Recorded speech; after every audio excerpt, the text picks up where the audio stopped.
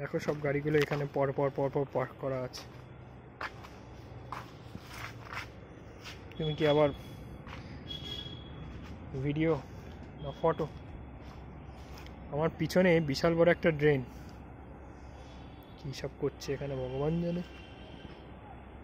তবে এই রাস্তা দিয়ে এখন আমরা যাব।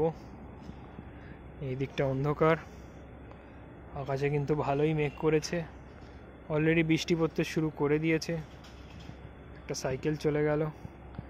চলো ফটোগ্রাফি আবার পরে হবে। বৃষ্টি শুরু, হ্যাঁ শুরু হচ্ছে জোরে, হঠাৎ করে শুরু হলে তো আমরা আবার কিছু পাবো না। এ তো আবার একটু বৃষ্টি পড়লে তো রিক্সা থেকে শুরু করে বাস, ট্রাম, অটো, ট্যাক্সি সব বন্ধ হয়ে যায়।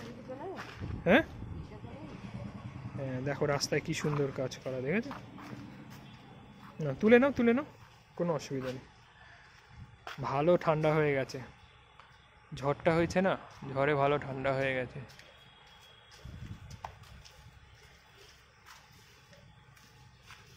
চলো, অনেকদিন পর আমরা সন্ধ্যেবেলা বেরোলাম, বলো?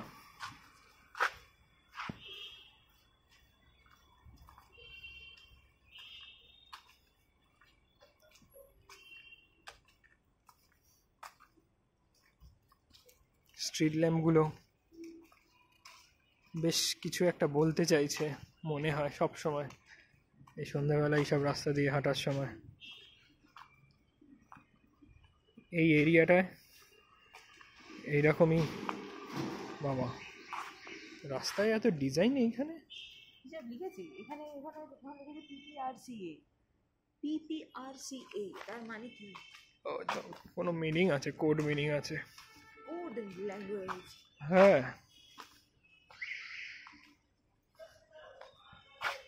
যেটুকু দেখাচ্ছে যে কলকাতার দিকে খুব বৃষ্টি হচ্ছে। কলকাতায় না, আমি খবরে দেখেছি বাঁকুড়ার দিকে খুব বৃষ্টি হচ্ছে। হতে পারে, কিন্তু আমাদের এই হাওয়াটা ঠান্ডা হয়ে গেছে এই কারণে। আর বাঁকুড়ার দিকে খুব বৃষ্টি হচ্ছে দেখিয়েছি। রাস্তাটা কেমন লাগছে বলতো? ফাঁকা, শুনশান, মাঝে মাঝে হ্যাঁ 1 ফোঁটা 2 ফোঁটা করে বৃষ্টির জল পড়ছে গায়ে। হ্যাঁ, কোথা থেকে সেই জল আসছে? হতে পারে গাছের পাতা থেকে, আগে বৃষ্টি পড়েছিল। পাতা থেকে হতে পারে। হ্যাঁ, আগে পড়েছিল, তার সেই জলগুলো রয়েছে এখনো।